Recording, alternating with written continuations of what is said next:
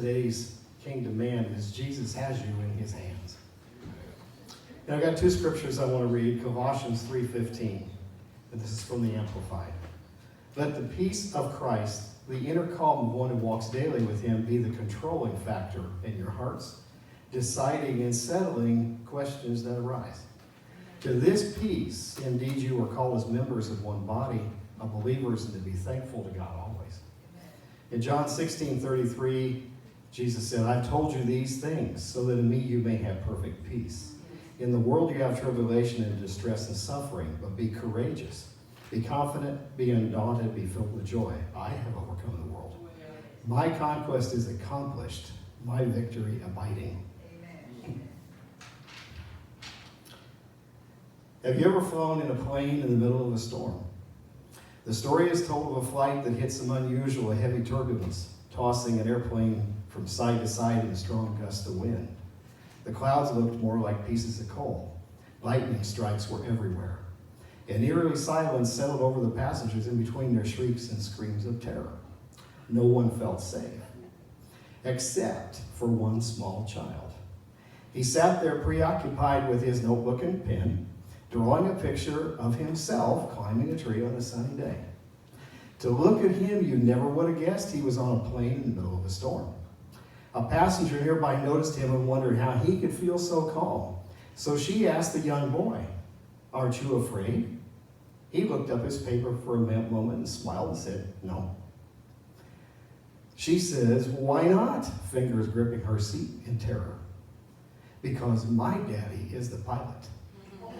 He answered matter-of-factly, returning to his drawing. Sometimes life seems out of control, but knowing who sits at the controls ushers in a heart of peace. The word peace gets used a lot. We often misunderstand its real meaning. In the Middle East, peace stands for something more like a truce, bringing a temporary reprieve from war. To a young mother, it may stand for that hour when the toddler takes their naps. Peace means different things to different people. The peace Jesus offers is like no other. His peace produces internal calm in the midst of external chaos. We experience his peace and we trade our fears of the storm for a healthy fear and reverence of him. When we shift our gaze from the sea to the Savior, peace ensues.